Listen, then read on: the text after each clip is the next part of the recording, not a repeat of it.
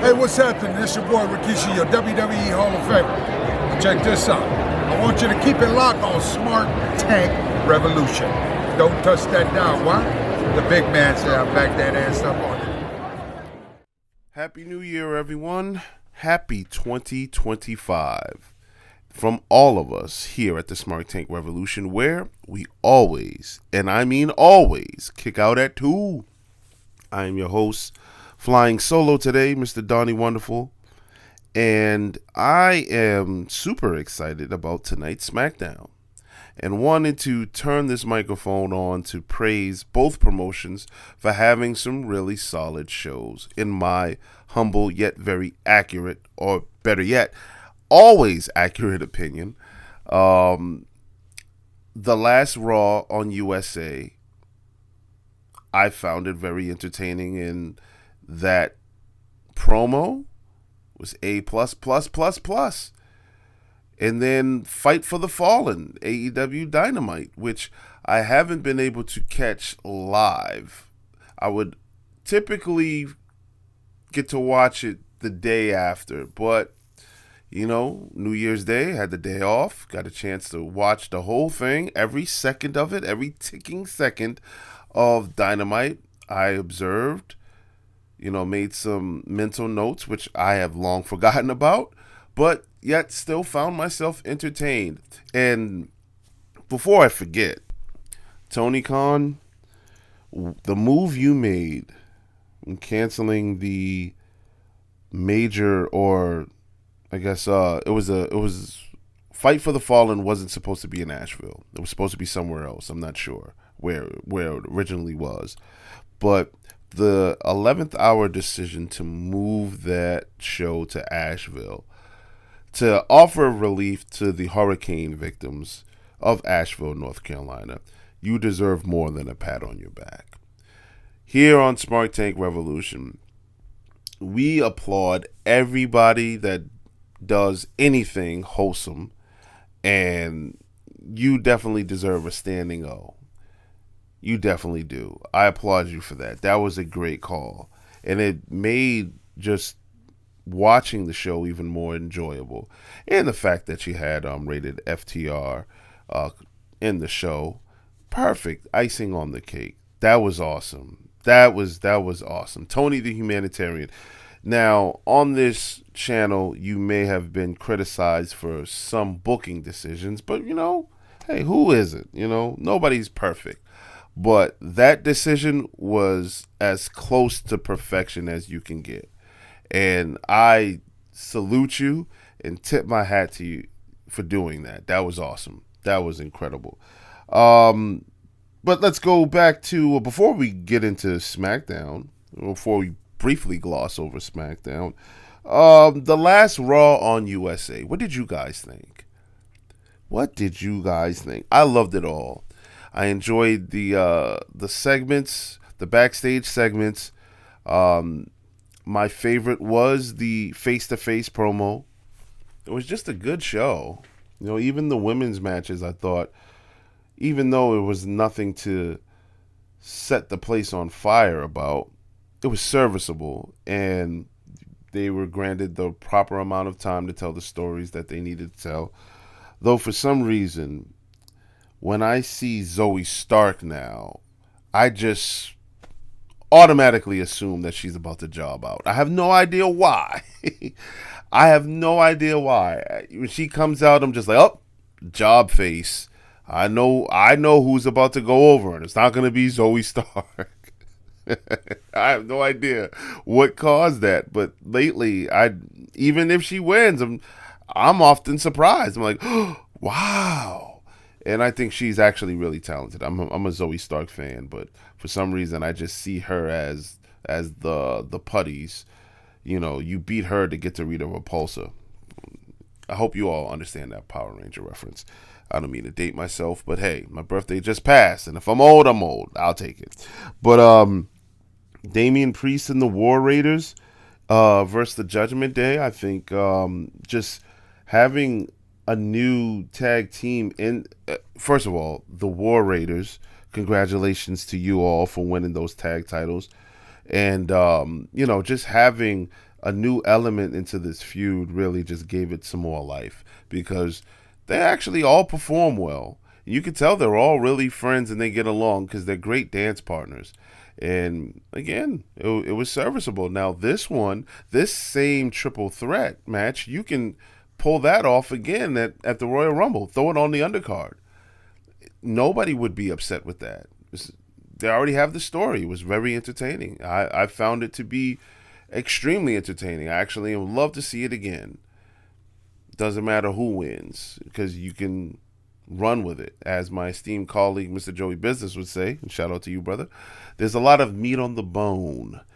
And this has been going on for some years now. But, I like to see more of the War Raiders, obviously in tag team competition. But to infuse them in this storyline, I thought, good job. Good job, WWE's bookers, writers. Excuse me. Otis and Chad Gable was good to watch, especially with the backstage promo that I really got a kick out of for some reason. Man, my poor lungs. And then, of course, CM Punk and Seth Rollins. When you can elevate the show without wrestling or breaking a sweat, man, those two are special. I don't know what's real and what's worked. That the way CM Punk just power walked to the ring and went right after Seth Rollins' claims that he just phoned it in was marvelous, was perfect. I cannot wait to see this Raw coming up. Man, outside of Solo Sikoa defeating Roman Reigns for the Ula Fala. Spoiler alert.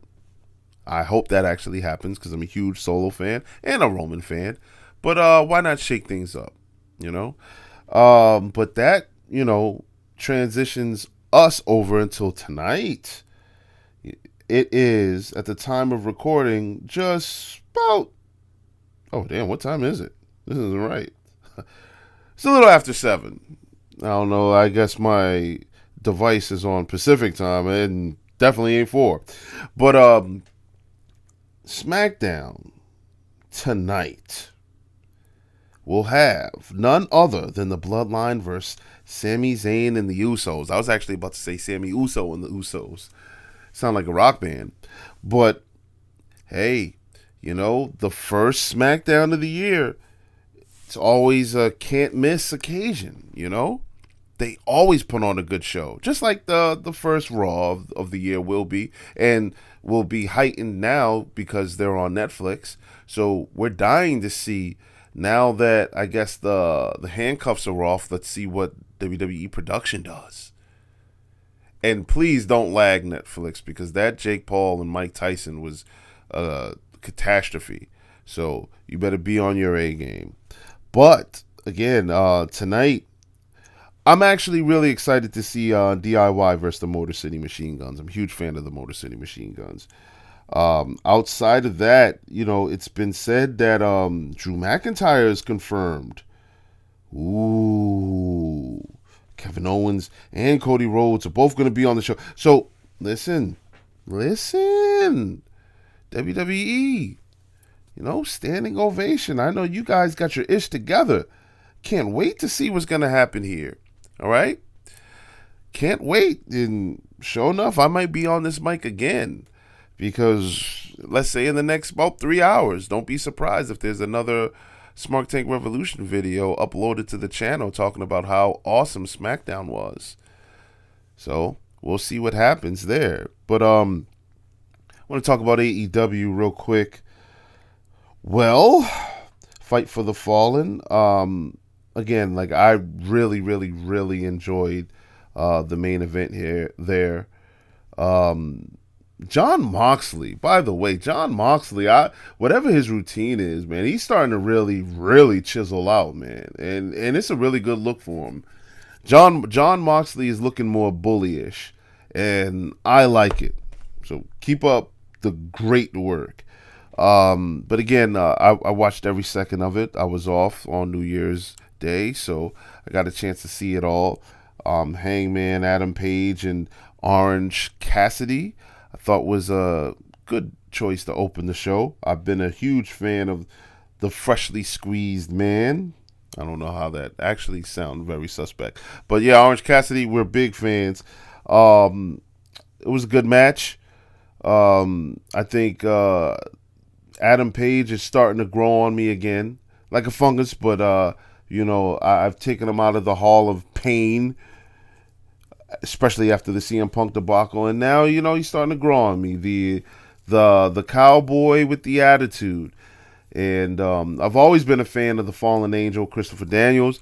So the fact that there's some smoke there, I hope Christopher Daniels laces up those boots for a special occasion and they have a match on Dynamite. Or, hey, listen, I don't mind seeing that at Revolution. The Fallen Angel deserves it. And then what happened after that? It was the tag match. It was the Hurt Syndicate against the Acclaimed. I have no idea what's going on with the Acclaimed. I mean, obviously a breakup is imminent, but when you don't give Max Caster the mic to open, the mic to do his freestyle entrance, to me it just guts them, man. And yeah, we know that turmoil is in the air, but again, like the Hurt Syndicate, they're going to be what they are. Bobby Lashley is a beast. Shelton Benjamin. Let me tell y'all something. Where were we? I think we were in Rhode Island. It was WrestleFest here in the New England area. Shelton Benjamin was a guest. So the same video that we have on this channel with Trish Stratus, Shelton Benjamin was there as well. Shelton Benjamin is huge. He makes me look small. And I am 6'4", 275. Shelton Benjamin's that's a big boy. That's a big man. I tell you, man, like that man should be world champion. When I saw him, I said, "Damn!" Like his arm is bigger than mine. Like, damn, Shelton Benjamin's huge. Julia Hart and Jamie Hayter. When I was watching that match, I liked Julia Hart's entrance, but I realized I had never seen her win until now. Like, I can't recall a single match where Julia Hart won, but she won that one. And then what happened? So Okada and Kenny Omega, they had Okada had a message for Kenny Omega. I would love to see that again on I guess what's the next pay-per-view for AEW? Revolution in March. We have some time. I don't know what's up with Kenny Omega. I've been staying off the dirt sheets and the spoilers about him. I did see a couple of his interviews recently where he talked about his injury, so like where he was actually being himself, not Kenny Omega but Tyson. He was being himself. So but as far as booking, hey, we'll see it. And let's be honest, if I know they're older, because you're not getting any younger, but if they can recapture that magic they had in 2017 at Wrestle Kingdom, if they can do those matches with the same vigor and energy, AEW will have match of the year. Kenny Omega, Okada, yet again, match of the year, and they already won that. We need to see more Swerve Strickland, so I was happy that we got him in that we got to see him in the three-way for the Casino Gauntlet match. Was surprised that Jay White won, but really enjoyed seeing Ricochet, come on and really spark that feud with Swerve, because those two can work. And then I have a soft spot in my heart for Double J, Jeff Jarrett. there's a short on this channel as well of me at either 8 or 9 years old doing the old WWF Double J promo. The world's greatest wrestler, the world's greatest entertainer, so on and so forth. And then infused in that video is him doing it, then me doing it, and then a picture of us taken back in, I believe, 2019. For some reason, I don't know, it's the charisma, I guess. I don't know. But I've always been a fan of Double J, Jeff Jarrett. Even in TNA, yes. WCW, yes. I've always been a fan of Jeff Jarrett. So, he came out with the boots. Like, well, if the Last Outlaw is done, calling it a career, he's one guy that started his promotion, who was raised in a wrestling family, so I think he's pretty much done it all. I can see him hanging up the boots, and lo and behold, he goes, I signed another contract, my last contract, and he wants to be a champion. And inside of me, I was doing backflips. So this is the last contract of Double J, Jeff Jarrett, that we're going to see. So I hope he does, in fact, get some AEW gold and the world championship. We need it. We need a major title on Jeff Jarrett as he's going out. All right. And then I don't remember what happened after that. Yeah. Powerhouse Hobbs, just doing Powerhouse Hobbs things. But the Death Riders and Rated FTR close the show. Great match. Great way to enter 2025. And let's see if that continues tonight on the WWE side, which I alluded to earlier. They typically always have a great first show on both shows, both Raw and SmackDown. So let's see if that streak continues. But one thing that will be this video. I may be back after SmackDown, or I may be back after Raw and SmackDown and rehash them both. But I just wanted to plug this microphone on and, give my kudos to AEW and Tony Khan for moving to Asheville and having a great Dynamite show. Applaud WWE in Titan Towers and them in Stanford for having a fantastic final Raw of the USA Network era and 2024. And 2025 is here. Great stories, great storytelling, hopefully some dream matches. The Rock versus Cena at WrestleMania 3. So let's pray that we get everything that our smarky little hearts desires. Donnie Wonderful signing off. If you made it this far, I would appreciate if you like the video, accept our invitation to subscribe to the channel. Me and my colleague, Mr. Joey Business, we plan to be doing more things where you'll actually get a chance to see us. So, it's been a long time coming, so you need to see our handsome faces. All right, gang? Hope you all enjoyed this video. Again, like the video, subscribe to the channel, tell your friends, and we'll be back with another one.